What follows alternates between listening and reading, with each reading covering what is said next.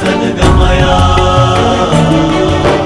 तमसो मा ज्योतिर्गमया मृत्योर्मामृतं गमया मृत्योर्मामृतं गमया। भ्यो नमः। ప్రకృతి అనే దాని గురించి చెప్పుకున్నాం. ప్రకృతి ఈ మూడు శబ్దముల విశేషం ఏంటంటే కృతి అనగా చెయ్యబడినది. చెయ్యబడిన ఈ సృష్టికి ఏది ప్రధానమై ప్రథమమై ప్రకృష్టమై ఉన్నదో అది ప్రకృతి. ఇది ఒక అర్థం. ఇంకొక అర్థాన్ని దేవి భాగవతం చెప్తున్నది. ప్రకృతి అనే దానిలో మూడు అక్షరములు కూడా మూడు గుణాలను చెప్తున్నాయని. ప్ర అనేది సత్వగుణాన్ని, కృ అనేది రజోగుణాన్ని, తి అనేది తమో గుణాన్ని తెలియజేస్తున్నది. చిన్మయమైన పరబ్రహ్మ త్రిగుణాలిక అతీతమై సృష్టి చేసేటప్పుడు త్రిగుణాత్మకం అవుతున్నది కనుక త్రిగుణాత్మకమైన బ్రహ్మమునే ప్రకృతి అని అంటారు. త్రిగుణాత్మకమైన బ్రహ్మమే సగుణ బ్రహ్మము అని. కనుకనే సగుణ బ్రహ్మోపాసన అనగా ప్రకృతి ఉపాసనయే. ఈ ప్రకృతి పంచధ 5 విధములుగా ఉపాసింపబడుతున్నది. పూర్ణస్వరూపములు అవి దుర్గా, లక్ష్మి, సరస్వతి, గాయత్రి, రాధ. వీటిని పూర్ణ రూపములు అంటారు. ఆ తర్వాత ప్రధానాంశాలు, కళాంశాలు, కళాంశాంశాలు అని మరో 3 విషయములు ఉన్నాయి. ఇప్పుడు మనం పూర్ణస్వరూపాల్లో రెండింటిని వివరంగా చెప్పుకున్నాం. ఒకటి దుర్గా, 2 లక్ష్మి. ఇక మూడవదైనటువంటి సరస్వతీదేవి యొక్క స్వరూపాన్ని నారాయణుడు నారద మహర్షికి చెప్తూ ఉన్నాడు. ఇక్కడ సర్వపూజ్య సర్వవంద్య వాగ్బుద్ధి విద్యా జ్ఞానాధిష్టాత్రీ చ పరమాత్మనః. సరస్వతీదేవి అంటే వాక్కు, బుద్ధి, విద్య, జ్ఞానము ఈ 4ంటికి అధిష్టానమైనటువంటి తల్లి అనగా ఆధారము, స్వరూపము. వాక్కు అనగా ఏమిటి ఇది ఒకటి తెలుసుకోవాలి. వాక్కు అంటే మనం మాట్లాడడం అని అంటాం. వ్యక్తీకరింపబడిన జ్ఞానమే వాక్కు. మనలో ఉన్న జ్ఞానం వ్యక్తీకరింపబడితే అంటే ఎక్స్ప్రెషన్ అనేది ఉంటే దానికి వాక్ అని పేరు. అలాగే బుద్ధి అంటే ఒక విషయాన్ని తేటగా తెలుసుకొనుట, తెలుసుకునేటువంటి శక్తి, బోధశక్తి బుద్ధి. దాని తర్వాత విద్య. విద్య అనగా వివిధములైన శాస్త్రజ్ఞానములు ఇత్యాదులు చెప్పబడుతున్నాయి. ఇక పరా అపరా అని చెప్పబడుతూ లోకజ్ఞానము, బ్రహ్మజ్ఞానం అంతా జ్ఞానశబ్దం ద్వారా తెలియబడుతున్నాయి. ఇలా వాక్, బుద్ధి, విద్యా, జ్ఞానములు ఈ 4ంటికి అధిష్టానమైనటువంటి శక్తియే సరస్వతీదేవి. ఈ తల్లి ఉపాసన వల్ల ఈ 4 లభిస్తాయి. సర్వ విద్యాస్వరూపాచ దేవి సరస్వతి, సర్వ విద్యాస్వరూపిణి. ఈ తల్లి అనుగ్రహం వలన కవిత, మేధ, ప్రతిభ, స్మృతిదా నృణాం. కవిత్వము, ప్రతిభ. ప్రతిభ అంటే ఒక నూతనంగా ఆకర్షణీయంగా చెప్పగలిగే శక్తికి ప్రతిభ అని అంటారు. అలాంటి ప్రతిభాశక్తి, ఆలోచనా శక్తి, జ్ఞాపక శక్తి ఇవన్నీ కూడా ఈ తల్లి అనుగ్రహం వల్లనే లభిస్తాయి. అందుకే ప్రతి వారికి కూడా ఈ తల్లి దయ కావాలి. ఈ తల్లి దయ లేకపోతే అసలు ప్రపంచం నడవదు. ఏ విషయ పరిజ్ఞానమైనా కావాలన్నా ఈ తల్లి దయ కావాల్సిందే.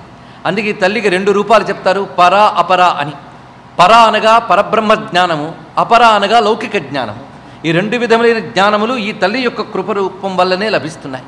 నానా ప్రకార సిద్ధాంత భేదార్థ కలనామత.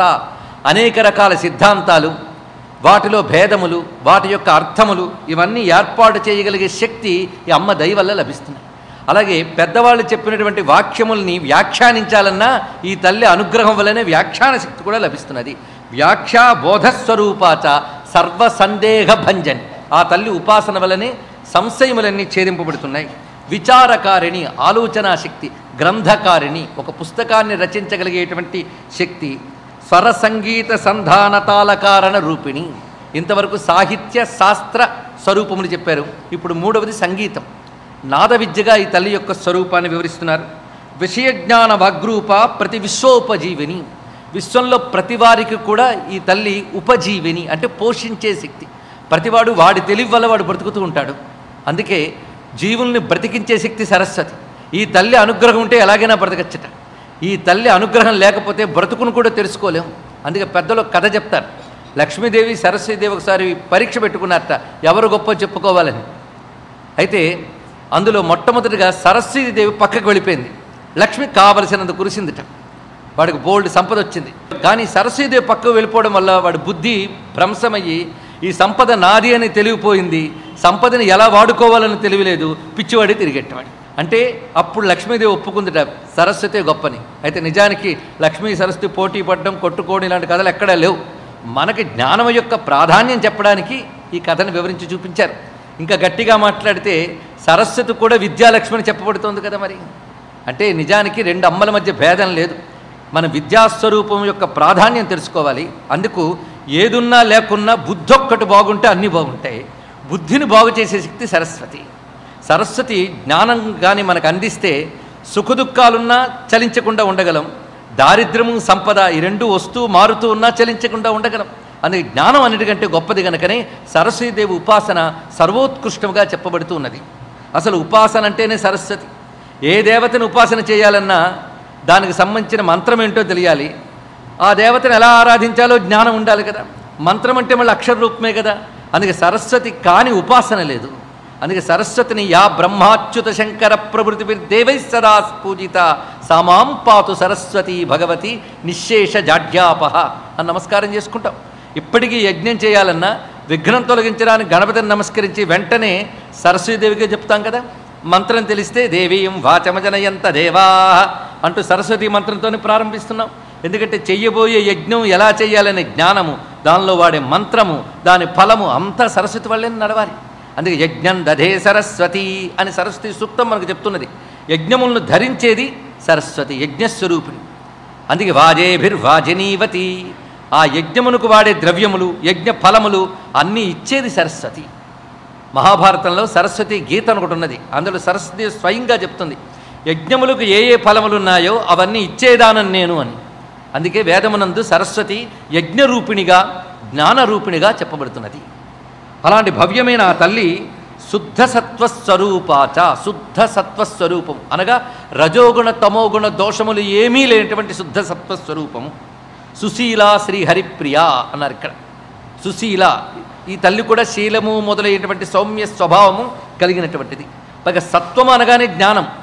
సత్వాత్ సంజాయతే జ్ఞానం అన్నాడు భగవద్గీతలో స్వామి. సత్వగుణం వల్లనే జ్ఞానం ఉంటుంది. ఎవరిలో సత్వగుణం బాగా ఉంటుందో వాళ్ళలో తెలివితేటలు బాగా ఉంటాయి. అయితే వాటికి రజోగుణ తమో గుణాలు కలిసిపోతే వికారాలు అవుతాయి, అది వేరే విషయం. అందుకే రజోగుణ తమో గుణాలు కలవని శుద్ధ సత్వం ఏదైతే ఉన్నదో అది సంపూర్ణ జ్ఞానమే. అందుకు అటువంటి జ్ఞానస్వరూపిణి ఈ తల్లి. ఈ తల్లి ఎలా ఉన్నదంటే హిమచందన కుందేందు కుముదాంభోజ సన్నిభ అని వర్ణిస్తున్నారు. హిమచందన కుంద ఇందు కుముద అంభోజ, తెల్లని వస్తువుల వరుసంతా ఇక్కడ చెప్పాడండి. ఎందుకు ఇలా చెప్పాడేందుకు కూడా మనం చూడాలి. హిమ, చందన, కుంద, ఇందు, కుముద, అంభోజ. ముందు హిమ అంటే మంచు, మంచు తెల్లగా ఉంటుంది. చందనం తెల్లగా ఉంటుంది. మల్లెపువ్వు తెల్లగా ఉంటుంది. వెన్నెల తెల్లగా ఉంటుంది. మరి ఇన్ని తెల్లని వరుసలు చెప్పడం ఎందుకు? తెల్లగా ఉంటుందనేది ఒక్కడు చెప్తే చాలు కదా, చాలదట. అమ్మ తెల్లగా ఉండడమే కాదు చల్లగా ఉంటుందని చెప్పడానికి హిమ చెప్పారు. ఇక చందనం చెప్పడం ఒక ఉద్దేశం ఏంటంటే, చందనం అనగా ఆహ్లాదము అని అర్థం. చది ఆహ్లాదే అనే ధాతువు నుంచి చందనం అనే శబ్దం వచ్చింది. చందనం ఆహ్లాదకారకం. అందుకే అమ్మ తెల్లదనంలో ప్రసన్నత, ఆహ్లాదం ఉన్నది. పైగా సుగంధం ఎలాగైతే ఆకర్షణీయంగా వ్యాపించి లాగుతుందో అటువంటి శక్తి అమ్మ వద్ద ఉన్నది. చందనానికి సుగంధం ఉన్నట్లుగా అమ్మవారికి కళ్యాణ గుణములు ఉన్నాయి. ఈ కళ్యాణ గుణములనే సుగంధంతో ఉంటుంది కనుక చందనము. తర్వాత మల్లెలా ఉంటుంది అని చెప్పడంలో ఆ స్వచ్ఛమైన ప్రకాశాన్ని, వికసనాత్మకమైన శక్తిని చూపించారు. తర్వాత వెన్నెల్లా ఉంటుందని చెప్పడంలో కాంతికి సంకేతంగా చూపిస్తున్నారు. ఇక తెల్లని పద్మంలా ఉన్నది అంటే సంపూర్ణ వికసన శక్తిని చెప్పడం ఇక్కడ. అలా ఒక్కొక్క తెలుపుదనం చెప్పడంలో ఒక్కొక్క విశేషం. అందుకే మహానుభావుడు పోతన గారిని అడిగితే అమ్మ తెల్లదనం ఎలా ఉంటుందంటే, శారద నీరదెందు ఘనసార పటీర మరాళ మల్లికాహార తుషార ఫేన రజతాచలకాస ఫణీస కుంద మందార సుధాపయోధి సితామర సామర వాహిని శుభాకారత నొప్పు నిన్ను మది కానగ భాగ్యము కల్గు భారతి అని కీర్తిస్తారు. ఎన్ని తెల్లదనాలు చెప్పారో చూడండి ఇక్కడ. అందుకే ఆ తెల్లని తల్లిని ధ్యానించుకుంటే సర్వశుక్లా సరస్వతి అని చెప్పినట్లుగా ఆ శుక్లమైన శుద్ధమైన తేటదనము, స్వచ్ఛత, స్పష్టత ఇవన్నీ అమ్మ యొక్క రూపము. తపస్వరూప తపసాం ఫలదాత్రి తపస్వినాం, ఈవిడ తపస్వరూపిణి, తపస్సులు చేసేవారికి ఫలమిచ్చేటువంటి తల్లి. సిద్ధి విద్యా స్వరూపాచ సర్వసిద్ధిప్రదా సదా, ఈవిడ సిద్ధి విద్యారూపిణి. అదేవిధంగా సాధనలు చేసేవారికి సిద్ధులు ఇచ్చే తల్లి. ఈ తల్లి దయ లేకపోతే ప్రపంచమంతా జడమైపోతుంది, మూగత్వాన్ని పొందుతాయి. అందుకే ఎంత మేధావులు అని విర్రవీగే వారికైనా సరస్వతి ఉపేక్షిస్తే వాళ్ళు మూకో మృత సమస్తదా, వాళ్ళు చచ్చిన వారితో సమానమై మూగవారైపోతారు సుమ. ఇది మూడవ రూపము అమ్మవారిది. దేవి తృతీయ గదిత శృత్యుక్త జగదంబిక, వేదము ప్రతిపాదించిన సరస్వతీమూర్తి ఇది. ఇక నాలుగోది వివరిస్తున్నారు గాయత్రీదేవి. మాతా చతుర్నాం వర్ణానాం వేదాంగానాంచ ఛందసాం సంధ్యావందన మంత్రాణం తంత్రాణంచ విచక్షణ ద్విజాతి జాతి రూపాచ జపరూపా తపస్విని. ఇక్కడ తల్లి గురించి చెప్పేటప్పుడు రెండు విశేషమైన శబ్దములు వాడారు. ఒకటి మాతా చతుర్నాం వర్ణానం, 4 వర్ణముల వారికి తల్లి అన్నారు. ద్విజాతి జాతి రూపాచ అన్నారు. ఇక్కడ అంటే ద్విజాతి రూపంతో ఉన్నది, ద్విజాతి చేత ఉపాసింపబడుతున్నదని మళ్ళీ చెప్పారు. 4 వర్ణములకు తల్లి ద్విజుల చేతే ఉపాసింపబడుతున్నది చెప్పడంలో ఉద్దేశం ఏమిటి? గాయత్రి వ్యాహృతి సంధ్య ద్విజబృంద నిషేవిత, అక్కడే చదువుతున్నాం. గాయత్రీదేవి సమస్త జగతికి జనని అయినప్పటికీ ద్విజబృంద నిషేవిత అని చెప్పడంలో ఉద్దేశం ఏమిటి అనగా, ఇక్కడ గాయత్రి స్వరూపం ఏంటో మనం స్పష్టంగా తెలుసుకోవాలి. గాయత్రి సంధ్యాదేవి ఈవిడ ప్రధానంగా. సంధ్య అనే మాటకి 2 అర్థములు చెప్పబడుతున్నాయి. నిజానికి సరస్వతి కూడా గాయత్రి స్వరూపమే. గాయత్రి, సావిత్రి, సరస్వతి 3 ఒకే రూపములని వివరిస్తారు. ప్రాతకాలంలో గాయత్రి, మధ్యాహ్న కాలంలో సావిత్రి, సాయంకాలంలో సరస్వతి అని చెప్పబడుతున్నది ఈ తల్లే. పైగా హిందువుల్లో అందరూ గాయత్రీదేవిని ఉపాసిస్తున్న వారే. ఎందుకంటే గాయత్రి కాని దేవత లేదు. అందుకే అందరం గాయత్రి ఉపాసకులమే. ఎందుకంటే గాయత్రి వేదమాత, వేదము ప్రతిపాదించేదే దేవత. అందుకు వేదములో ప్రతిపాదింపబడిన దేవతలందరి స్వరూపం గాయత్రి. అందుకే గాయత్రి అనే మాటకి కేవలం విప్రులు ఉపనయన సంస్కారం తర్వాత చేసేటటువంటి ఒకానొక మంత్ర విశేషం మాత్రమే అనుకుంటే పొరపాటు. గాయత్రి అనగా గయాన్ త్రాయతే ఇది గాయత్రి అని ఒకటి, గాతారం త్రాయతే ఇది గాయత్రి అని 2 అర్థాలు చెప్పారు. గానము చేసిన వారిని రక్షించున్నది అన్నారు ఇక్కడ. అంటే పాడేవారిని కాపాడుతుందిట. అంటే గాయత్రి మంత్రం ఎవరు పాడతారో వారిని కాపాడుతుంది. కానీ గాయత్రి మంత్రం పాడితే మహాపాతకం చుట్టుకుంటుంది, గుర్తుపెట్టుకోండి. గాయత్రి మంత్రానికి మ్యూజిక్లు వేయడం, పాటలు పాడడం, సీడీలు తేవడం, క్యాసెట్లు తేవడం మహాపాపం. మరి గాతారంత్ర అయితే అన్నారు కదండి అంటే, గానము అంటే ఇక్కడ అర్థం ఏంటంటే శ్వాసతో కలిపి మంత్రాన్ని చేస్తే దాన్ని గానం అంటారు. ఇది తెలుసుకోవాల్సింది. ఎందుకంటే మన శరీరంలో ప్రాణానికి సామగానం అని పేరు. అను శ్వాసతో కలిపి మంత్రాన్ని జపిస్తే అది గాయత్రి అవుతున్నది. ఏ మంత్రం నీకు ఉపదేశింపబడినా అది శ్వాసతో చేస్తే అది నీకు గాయత్రి. ఇది ఒక అర్థం. అదేవిధంగా ప్రాణరక్షణ శక్తి గాయత్రి. శ్వాస అంటే ప్రాణమేగా, ఇది విశేషం. అలాగే సంధ్యాకాలముల యందు జపించే మంత్రము ఆ జపించేవాడి గాయత్రి అవుతున్నది. ఇది తెలుసుకుంటే ప్రతివారు కూడా వారికి ఉపదేశింపబడిన మంత్రముల్ని సంధ్యాకాలంలో చేసుకోవచ్చు. ఏ మంత్రము లేకపోతే ఆదిత్య హృదయం చదువుకున్న సంధ్యా సమయంలో అదే మంత్రం చేసుకోవాలంటే ఎన్ని లేవు. అందుకు గాయత్రి అంటే స్పష్టంగా అర్థం చేసుకోవాలి. ఎవరో కొద్దిమంది మాత్రమే చెయ్యదగిది అందు కాదు. కొద్దిమంది మాత్రమే చెయ్యాలని నిర్దేశించింది వారే చేయాలి. అది మాత్రం ఒప్పుకొని తీరాల్సింది. అందరూ చెయ్యవచ్చా లేదా అటు పక్కన పెట్టి చెయ్యాలని చెప్పిన వాళ్ళందరూ చేస్తున్నారా? గాయత్రి మంత్రం ఎవరినైతే చెయ్యాలని ఆదేశించారో అగ్నిహోత్రం దగ్గర ప్రమాణం తీసుకుని నేను ఆమరణం అంటే మరణ పర్యంతం గాయత్రి చేస్తాను అని వాడు అక్కడ శపథం పడతాడు. తండ్రి ఉపదేశిస్తాడు. అక్కడి నుంచి మరణ పర్యంతం సంధ్యోపాసన చేయాల్సిందే. ఆరహ సంధ్యాముపాసీత అని ఉపనిషత్తే శాసించింది. అందుకు సంధ్యావందనం మానివేస్తే ఉపనయన సంస్కారమైన వాడు సంధ్యావందనం చెయ్యకపోతే వాడు అపాంక్తేయుడు. వాడి పంక్తిలో కూర్చుని భోజనం చేయరాదు. వాడికి ఏదైనా దానం చేస్తే అది నిష్ఫలం. ఎన్ని విశేషములు చెప్తారు. మరొక చోటైతే సంధ్యావందనం చేయని వాడిని ఏకుతాడండి. ఇందులో సిగ్గుతో ఉండవలసిందే. పైగా అటువంటి సంధ్యాహీనుడికి ఇహము లేదు పరము లేదు. వాడు భయంకరమైన నరకగామి అవుతాడు అని విశేషంగా చెప్పారు ఇక్కడ. అందుకే త్రిసంధ్యలు ఉపాసించవలసిందే. ఇది మానివేసి ఇంకేదైనా మంత్రం చేద్దాము అంటే ఫలించదు. ఉపనయన సంస్కారమైన వాడికి త్రిసంధ్యలు చేసినప్పుడే తర్వాత ఏ మంత్రం చేసినా కూడా పండుతుంది. ఇది మానివేసి కొత్తదేది అక్కర్లేదు. అంత కొత్తదేదో చేయాల్సిన తీరుకుంటే దీన్నే మరింత గట్టిగా చేసుకుంటే చాలు. ఇక్కడ ఎన్ని విషయములు చెప్తాడు. పైగా సంధ్యని చెయ్యనటువంటి వాడితో కలిసి తిన్నా వాడు ఇచ్చిన తిన్నా కూడా దోషమేట. సంధ్యని ఆచరించకుండా భుజించిన, అదేవిధంగా రజస్వల వండినది వడ్డించినది తిన్నా మహాపాతకం వస్తుందని దేవి భాగవతంలో చెప్తున్న విషయం. ఒకవైపు లలితా శాస్త్రాలు చదువుతూ పారాయణలు చేస్తూ కుంకుమలు వేస్తూ ఇవి మాత్రం పాటించకపోతే అమ్మ క్షమించదు సరికదా, మనం శాస్త్రాన్ని అతిక్రమించిన మహాపాపం వస్తుంది. అవన్నీ చేసేస్తూ చెయ్యరానివి చేస్తూ మనం ఎన్ని ఉపాసనలు చేసినా ఎన్ని పారాయణలు చేసినా వ్యర్థము. సగం ఆస్తికం సగం నాస్తికం వద్దు ఇక్కడ. ఎందుకంటే గాయత్రి గురించి చెప్పిన విషయములన్నీ కూడా అందుకే తెలిసినంత మేరకు సదాచారం పాటించవలసిందే. తెలియజేస్తున్న శాస్త్రములు తెలుసుకుని కూడా పాటించవలసిందే. అందుకే గాయత్రి విప్రుడికి కర్తవ్యం. విప్రుడు త్రిసంధ్యలు గాయత్రిని ఉపాసించి గాయత్రి శక్తిని ఆవిష్కరిస్తే దానివల్ల సమాజం అంతా రక్షింపబడుతుంది. అందుకు 4 వర్ణముల రక్షణ కోసమై ఉపనయన సంస్కారం పొందినవాడు సంధ్యావందనం చేసి తీరాలి. ఇది వాడి కర్తవ్యము. ఇది తెలుసుకోవాలి. గాయత్రి వల్ల మంత్రశక్తి రక్షింపబడుతుంది. మంత్రశక్తి రక్షింపబడినప్పుడు ఆ మంత్రము వల్ల దేశము, సమాజము, సర్వవర్ణములు వారు రక్షింపబడతారు. ఇది వాడి యొక్క బాధ్యత. ఇది అందుకు సర్వలోకక్షేమం కోసమై వాడు స్వీకరించిన బాధ్యత, వాడికి శాస్త్రము విధించిన బాధ్యత. అందుకు విద్యుక్త ధర్మం ఆచరించకుండా ఇంకేది చేసినా ఫలితం లేదు కనుక సంధ్యావందన ప్రాధాన్యం చాలా అన్ని శాస్త్రములు చెప్తున్నాయి. ప్రత్యేకించి మనకి దేవీ భాగవతం సందర్భం దొరికిన ప్రతిసారి సదాచారం గురించి చెప్తోంది. అందులో ఈ విషయం ఒకటి. అందుకే గాయత్రి గురించి చెప్తున్నారు ఇక్కడ. బ్రహ్మణ్య తేజో రూపాచ సర్వ సంస్కార రూపిణి. గాయత్రీదేవి సర్వ సంస్కారములకు మూలము. శుద్ధమైన అన్నం కానీ, శుద్ధమైన ప్రాంతము కానీ, శుద్ధమైన కాలము కానీ దొరకడం కష్టం కలివల్ల. మరి ఏమిటయ్యా అంటే తాను శుద్ధిగా గాయత్రి చేసుకుంటున్నంత కాలము ద్రవ్యము, దేశము, కాలము కూడా శుద్ధి అవుతాయి. ఇది తెలుసుకోవాల్సింది.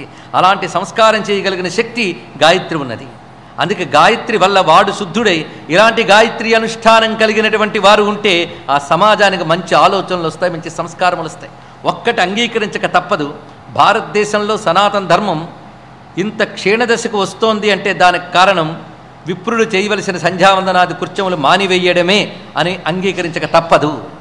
అదేవిధంగా అనేక సంస్కృతులు, అనేక నాగరికతలు ప్రాచీనమైనవి ఇతరుల దాడి వల్ల రూపుమాసిపోయాయి. అయినప్పటికీ భారతీయ హైందవ సంస్కృతి ఇంకా పచ్చగా ఉంది అంటే ఇంకా కొంతమంది సనాతన ధర్మాన్ని పాటిస్తూ సంధ్యావందనాది కృత్యాలు చేయడం వల్లనే. ఈ రెండింటినీ చెప్పక తప్పదు ఇక్కడ. కనుకనే ఇది మనం ప్రేరణగా తీసుకుని ఎన్ని కాశీయాత్రలు చేసినప్పటికీ కూడా స్వధర్మాన్ని విస్మరించరాదు. అందుకు విప్రుడికి గాయత్రి స్వధర్మము, అది చేసి తీరాలి. ఇది వివరిస్తున్నారు ఇక్కడ. పవిత్ర రూపా సావిత్రి గాయత్రి బ్రహ్మణ ప్రియా తీర్థాన యస్యా సంస్పర్శం వాంఛంతి హ్యాత్మశుద్ధయే. అంతేకాదు ఏ తీర్థమైనా గాయత్రి జపించి ఆచరించినప్పుడు అవి శుద్ధమవుతాయి, ఆ తీర్థము కూడా సంతోషిస్తుంది అనే విషయాన్ని చూపిస్తున్నారు.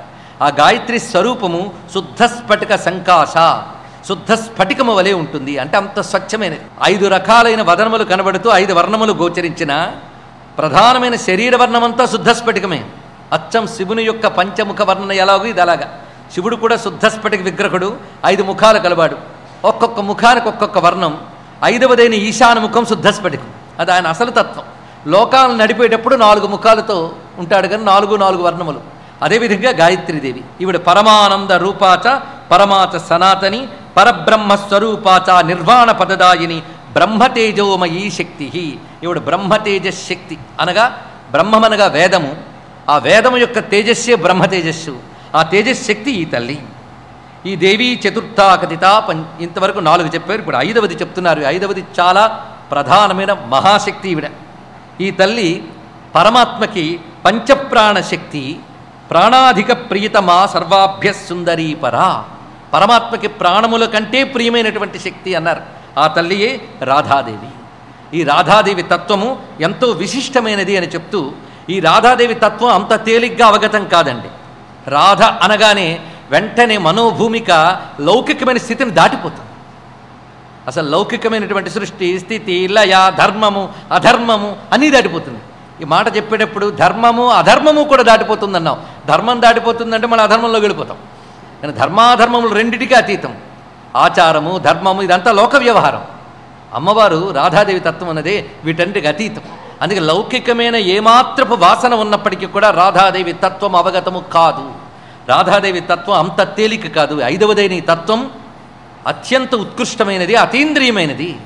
ఈ రాధాదేవి దర్శనం పొందాలని బ్రహ్మదేవుడు 60 వర్ష సహస్రాణి వ్రతస్తే బ్రహ్మణపురా. 6000 సంవత్సరాలు బ్రహ్మదేవుడు తపస్సు చేసేట రాధాదేవి దర్శనం కోసమని.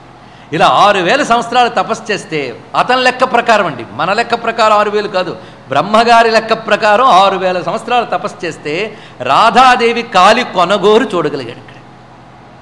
అంటే అమ్మ దర్శనం ఎంత దుర్లభమో దీన్ని బట్టి చూడండి. కాలి కొనగోరు మాత్రమే కనబడిందిట. అప్పుడు దుఃఖపడతాడు, ఏడుస్తాడు. ఇక్కడ కేవలం రాధాదేవి కోసం అంత తపస్సు చేస్తే యత్ పాదపద్మనఖర దృష్టయే చ ఆత్మశుద్ధయే. ఆ కాలి కొనగోరు చూస్తే ఆ ధ్యానం వల్ల కొంతకాలానికి ఆత్మశుద్ధి లభించిందిట. అది లభించిన తర్వాత కృష్ణుడు అనుగ్రహిస్తే బృందావనంలో రాధాకృష్ణుల దర్శనం తర్వాత లభించింది అని దీని కొనసాగింపు బ్రహ్మవేత్త పురాణ ప్రకారంగా మనం చెప్పుకుంటున్నాం. మొత్తానికి రాధాదేవి తత్వం మాత్రం ఈ బాహ్యములైన వాటన్నిటికీ అతీతమైనటువంటిది.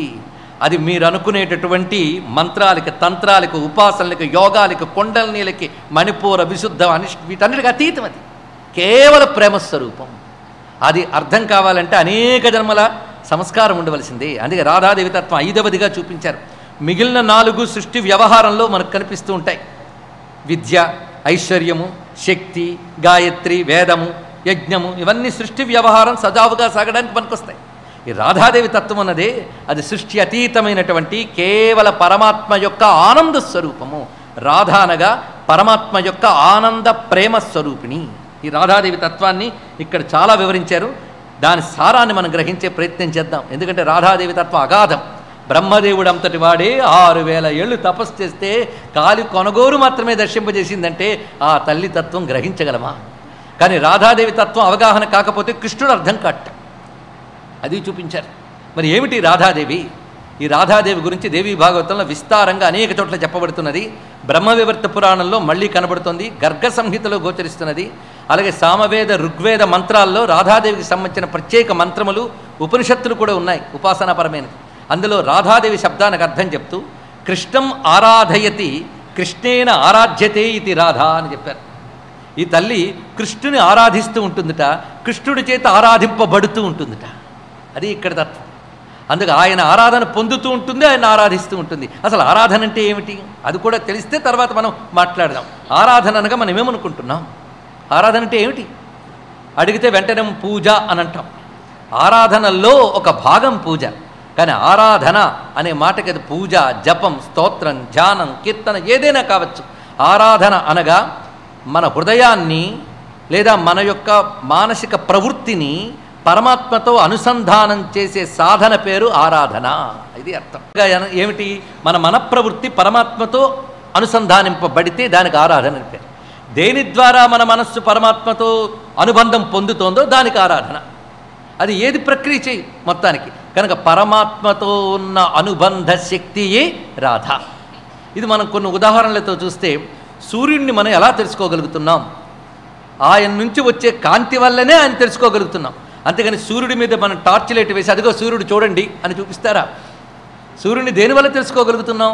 ఆయన నుంచి వచ్చే వెలుగు వల్లే ఆయన తెలుసుకోగలుగుతున్నాం. కానీ సూర్యుడిని తెలుసుకోవడానికి సాధనం ఎవరయ్యారు?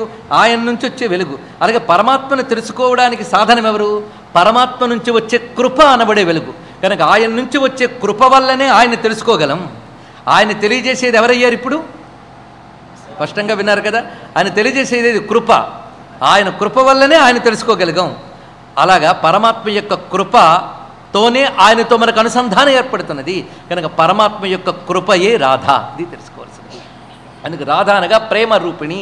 ఈ ప్రేమ అనే దానికి అనేక రకాల నిర్వచనాలు చెప్తారు. స్థానం బట్టి ప్రేమకి పదం మారుతూ ఉంటుంది. అమ్మ మాత్రం ప్రేమ రూప ప్రియంకరి. స్థానం బట్టి పేరు మారుతూ ఉంటుంది. చూడండి, లోకంలో ఒక సవయస్కుల మధ్య సమానుల మధ్య ఉండే ప్రేమకి స్నేహం అని పేరు. అదే తల్లిదండ్రులకు పిల్లలపై, గురువులకు పిల్లలపై ఉండే ప్రేమకి వాత్సల్యం అని పేరు. అలాగే పిల్లలకి పెద్దవాళ్లపై ఉండే ప్రేమకి వినయము అని పేరు. అలాగే యువతీ యువకుల మధ్య ఉండేటువంటి ప్రేమకి ప్రణయం అని పేరు. అలాగే పరమాత్మకి మనపై ఉన్న ప్రేమకి దయ అని పేరు. ఇది తెలుసుకోవాల్సింది. అది ప్రేమ. కనుక పరమాత్మ యొక్క ప్రేమ రూపిణి అంటే అర్థం ఏమిటి? దయారూపిణి అని అర్థం. పరమాత్మకి మనపై ఉన్న ప్రేమ దయ, మనకి పరమాత్మపై ఉన్న ప్రేమకి భక్తి అని పేరు. ఇక్కడ కేవలం రాధాదేవి ఏ స్వరూపం అంటే పరమాత్మతో అనుబంధం ఉన్న ప్రేమ కదా, ఇంకే ప్రేమ కాదు. లౌకిక విషయాలకు సంబంధించిన ప్రేమ కాదు తల్లి. అందుకే లౌకిక విషయాల వాసన ఏమాత్రం ఉన్నా రాధాతత్వం అర్థం కాదు. మీరు ఇంత రాధ చెప్పారు కానీ నాకేం అర్థం కాలేదండి. కానీ వాళ్ళకు చూపించి న్యాసం అంటే ఏమిటి, మంత్రం అంటే ఏమిటి, బీజం అంటే ఏమిటో చెప్పండి, భలే ఉత్సాహంగా చేస్తారు. అంటే అది రాధాతత్వం కంటే కిందదే, ఇది తెలుసుకోవాలి. ఇంకా జపము, మంత్రము, తంత్రము ఇవన్నీ రాధాతత్వం కంటే క్రిందిదే. దీన్ని దాటితేనే రాధాతత్వం. అది రాధాతత్వం అంత తేలిక కాదు. అది అర్థం కావడం మహా కష్టం. అక్కడ ప్రేమ మాత్రమే ఉన్నది. అది పరమాత్మ యొక్క ప్రేమ, పరమాత్మ పట్ల ప్రేమ అంతే. అంటే రాధాదేవి అన్నప్పుడు ఏం తీసుకోవాలి? పరమాత్మ నుంచి మనపై వచ్చే ప్రేమ, మనకి పరమాత్మపై కలిగే ప్రేమ. పరమాత్మపై ప్రేమ కలిగిన వారు ఎంతమంది ఉంటారండి? లోకంలో వెతికితే కనబడరు. మీకు మహా తపస్సులు కనబడవచ్చు, గొప్ప జపనిష్టా పరాయణులు కనబడవచ్చు, మంత్రసిద్ధులు కనబడవచ్చు. కానీ పరమాత్మపై నిష్కపటమైన ప్రేమ కలిగిన వారు ఒకరిద్దరు కూడా దొరకరండి. ఆ నిష్కపటమైన ప్రేమ, పరమాత్మ తప్ప అన్యము పట్టని ప్రేమ దొరికితే ఆ ప్రేమ పరాభక్తి అని చెప్పబడుతుంది. ఆ శుద్ధ ప్రేమ రాధ. అందుకే భక్తుడు హృదయంలో భక్తి అనే రూపంతో ఉంటుంది, పరమాత్మ దగ్గర దయ అనే రూపంతో ఉంటుంది రాధాదేవి. అదే రాధాదేవి అనుగ్రహం లేనిది కృష్ణుడు దొరకడంటే అర్థం ఏంటి? మన హృదయంలో పరమాత్మ పట్ల ప్రేమ ఉత్పన్నం కాకపోతే పరమాత్మ దొరకడు. ఆ ప్రేమ ఏ భక్తి అంటే రాధాదేవి మన హృదయంతో ఆలోచిస్తే భక్తి, పరమాత్మతో ఆలోచిస్తే దయ. కనుక రాధాదేవి భక్తుల హృదయంలో ఉన్న భక్తి రాధ, పరమాత్మ హృదయంలో ఉన్న దయ రాధ. అందుకే రాధాదేవి అనుగ్రహం లేనిది పరమాత్మ లభించడు అని చూపిస్తున్నాం. అయితే పరమాత్మ నుంచి ఆ తల్లి మన వైపు ప్రసరిస్తోంది, అంతే కదా, క్రిందికి ప్రసరిస్తోంది. సూర్యుడి నుంచి వెలుగు కిందికి వస్తే ఈ వెలుగుతో మనం పైనున్న సూర్యుడిని చూడగలుగుతున్నాం. అలాగే పరమాత్మ నుంచి ఆవిడ క్రిందికి వస్తాం దయారూపంతో, మనం దీన్ని పట్టుకుని పైకి వెళుతున్నాం పరమాత్మ వైపు. సాధారణంగా క్రిందికి నీరు పడేటప్పుడు దాని పేరు ధార, దాన్ని పైకి పంపితే ధార తిరగబడాలి, రాధా అన్నాడు. అంతే. కనుక పరమాత్మ నుంచి మనం క్రిందికి చూస్తున్నాం, పరమాత్మను చూడడం మొదలుపెట్టండి, ఇటు నుంచి అటు ప్రసరిస్తే అంటే పరమాత్మ వైపు మనం చిత్తం తిరిగితే దాని పేరు రాధా అన్నాడు. ఇక్కడ ఇంకో రమ్యమైన భావం చూడొచ్చు. మనకి భగవంతుడు ఒక అద్భుతమైన శక్తిని ఇచ్చాడు, అందరికి ఇచ్చాడు. అదేమిటంటే ప్రాణశక్తి, బుద్ధిశక్తి. ఇదే కదా, ఇదంతా ఏమీ లేదండి, ఇది కేవలం డూమ్. ఈ కనబడే శరీరం అంతా డూమ్. దీనిలో ప్రసరించేదంతా బుద్ధిశక్తి, ప్రాణశక్తి, ఈ రెండే శక్తులు. జ్ఞానము, క్రియ అని చెప్పబడేటువంటి రెండు శక్తులు ఉన్నాయి ఇందులో. కానీ మనకిచ్చిన ఈ శక్తిని మనం ఎటువైపు ప్రసరింపజేస్తున్నాం కొంచెం ఆలోచించండి. కాస్త పుస్తకము శాస్త్రము పక్కన పెట్టి కొంచెం మన ఇంగితాన్ని ఉపయోగిద్దాం. మనకు భగవంతుడిచ్చిన బుద్ధిశక్తిని, ప్రాణశక్తిని మనం ఎటువైపు ప్రసరింపజేస్తున్నాం? పరమాత్మ వైపా, ప్రపంచం వైపా? మనం 24 గంటలు ప్రపంచం వైపే దీన్ని ప్రసరింపజేస్తున్నాం, ఇంకోటి లేదు. ఏది చేసినా లౌకికమైన విషయం కోసమే. మనం జపం తపం చేసినా లోకంలో ఏం పొందుతామా అనేది. కనుక మన చిత్తవృత్తి ఎటు పరిగెడుతుంది? అంతసేపు జపం చేసినా చిత్తవృత్తి మళ్ళీ లోకం వైపు వెళ్ళింది. కనకప సింహాసనమున కూర్చుండబెడితే అదేది మళ్ళీ కిందకి దిగినట్లుగా. కనుక మన ప్రవృత్తి ఎటు పరిగెడుతోంది? క్రిందికి పరిగెడుతుంది. కనుక ప్రపంచం వైపు చూడటం అంటే అధోదృష్టి, పరమాత్మ వైపు చూడటం అంటే ఊర్ధ్వదృష్టి. కనుక భగవంతుడిచ్చిన చిత్తవృత్తి, ప్రాణశక్తి ప్రపంచం వైపు ప్రసరిస్తోంది అంటే క్రిందికి పడుతుంది. క్రిందికి పడుతున్న దాన్ని ఏమంటారు? ధార అంటారు. ఇదే బుద్ధిశక్తిని, ఇదే ప్రాణశక్తిని క్రిందికి కాకుండా పైకి తిప్పండి అంటే ప్రపంచం వైపు కాకుండా పరమాత్మ వైపు తిప్పండి. అప్పుడు కిందకి పడుతున్న ధారారూపమైన మన ప్రవృత్తి పరమాత్మ వైపు తిరగగానే రాధ అయిపోయింది. కనుక రాధ అంటే అర్థం ఏమిటి? పరమాత్మ వైపు ప్రసరించే చిత్తవృత్తి రాధ. ఇది ఒక అర్థం. ఇది జ్ఞానపరంగా, భక్తిపరంగా కూడా చెప్పబడుతుంది. పరమాత్మ వైపు ప్రసరించే ప్రేమ పేరు రాధ, పరమాత్మని చింతన చేసే జ్ఞానం పేరు రాధ. జ్ఞానపరంగా కూడా ఇదే అర్థం, ప్రేమపరంగా ఇదే అర్థం. ఇక మూడవది యోగపరంగా అర్థం చూద్దాం. ప్రతి వారిలో కుండలిని శక్తి ఉన్నది. ఈ కుండలిని అందరికీ కూడాను అధోముఖంగా ప్రసరిస్తూ ఉంటుంది ఎప్పుడూ కూడా. ఈ శరీరము నేననే భ్రాంతి, ప్రాపంచిక సుఖాలు కావాలనే లాలస ఉన్నంత కాలము మన కుండలిని అధోముఖంగా ఉంది. మనం చేయవలసిందంతా ఏమిటి? ఈ కుండలిని పైకి తిప్పాలి. అందుకే అధోముఖంలో పాము పడగ కిందకి దించినట్లుగా 3.5 చుట్లు చుట్టుకొని ప్రతివారికి మూలాధారంలో ఉన్న కుండలిని పరమాత్మని తెలుసుకోవాలని ప్రయత్నం చేసి తన దృష్టిని పైకి తిప్పినప్పుడు ఒక్కొక్కడి దాటుకుంటూ పైకి వెళుతుంది. అందరిలోకి క్రిందికి ప్రసరించేటువంటి కుండలిని ధార యోగిలో పైకి ప్రసరించి సహస్రారం వైపు వెళుతూ ఉంటుంది. ఇప్పుడు ఆ ధార ఏమైంది? రాధ అయిపోయింది. కనుకనే కుండలిని 6 చక్రాలు దాటుకుంటూ సహస్రారంలోకి ప్రసరించి శివశక్త్యైక్య రూపిణి ఆ స్థితి కోసం వెళుతున్నటువంటి పరిస్థితిని రాధ అంటారు. కనుక ఊర్ధ్వముఖంగా ప్రసరించే కుండలిని రాధ, పరమాత్మని చింతన చేసే జ్ఞానము రాధ, పరమాత్మని ప్రేమించే ప్రేమ రూప చిత్తవృత్తి రాధ. ఇది తెలుసుకోవాలి. అందుకే ఎవరైతే రాధా రాధా రాధా రాధా అని ఉపాసన చేస్తారో వారి చిత్తమంతా పరమాత్మ వైపు ప్రసరింపబడుతుంది. అందుకే కృష్ణ భక్తి కావాలంటే రాధాదేవి అనుగ్రహం ఉండాలి అని చెప్పారు. అనారాధ్య రాధా పదాంభోజ యుగ్మం అనాశ్రిత్య బృందావనం తత్పదాంకం అసంభాష్య తద్భావ గంభీర చిత్తం కథం శ్యామ సింధౌ రసస్యావగాహ అంటాడు మహానుభావుడు రూపగోస్వామి. అందుకే రాధాదేవి యొక్క అనుగ్రహం లేనిది, బృందావనాన్ని ఆశ్రయించనిది, కృష్ణ కథని ప్రేమగా విననిది ఆ కృష్ణ సముద్రంలో మునగలేము అన్నాడండి ఇక్కడ. అది కృష్ణ సముద్రంలో జీవనది, జీవనది, జీవుడనబడే నది కృష్ణ సముద్రంలో మునిగిపోవాలి, కలిసిపోవాలి అంటే ఉండవలసింది ఆ రాధాతత్వము లభించాలి. అందుకే రాధాతత్వ ఉపాసన ప్రధానంగా చెప్పబడుతున్నది. భాగవతంలో ఈ రాధాతత్వం ప్రాణశక్తిలా ప్రసరించి ఉన్నది. అందుకే రాధాదేవి పరమాత్మ యొక్క ఆనందశక్తి, ప్రేమశక్తి.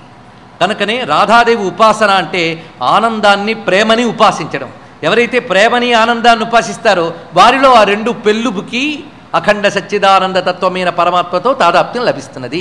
ఇది రాధాతత్వం. సరే, ఇలాంటి రాధాదేవి ఎక్కడున్నదయ్యా? ఇక్కడ మనం తెలుసుకోవాలి. పరమేశ్వరుడు ఒక్కడే, ఎందరు లేరు. ఒకే పరమాత్మ సృష్టి చేసినప్పుడు బ్రహ్మ అయితే ఆ తల్లి సరస్వతి అయినది, ఆ పరమాత్మే విష్ణువైనప్పుడు ఆ తల్లి లక్ష్మి అయినది, ఆ పరమాత్మ శివుడైనప్పుడు ఆ తల్లి దుర్గ అయినది, ఆ పరమాత్మ హిరణ్యగర్భుడై వేదపురుషుడైనప్పుడు ఆ తల్లి గాయత్రి అయినది, ఆ పరమాత్మ గోలోకమునందు కృష్ణుడై ఉన్నప్పుడు ఆ తల్లి రాధ అయినది. ఒకే పరమాత్మ 5 రూపములు. పరమాత్మ రాధతో ఉన్నప్పుడు ఎలా ఉంటాడయ్య అంటే గోలోకమునకు లోకమున్నదయ్యా, బ్రహ్మాండములన్నిటికీ ఆవల.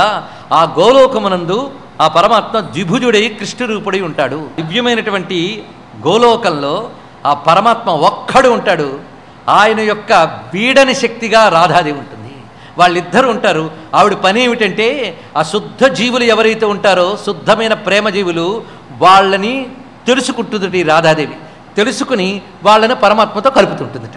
కనుక ఈ తల్లి దయ లేకపోతే ఆ పరమాత్మ దగ్గరికి వెళ్ళలేం. వీడు యోగ్యుడు అని చూసి అక్కడికి తీసుకెళ్తుంది.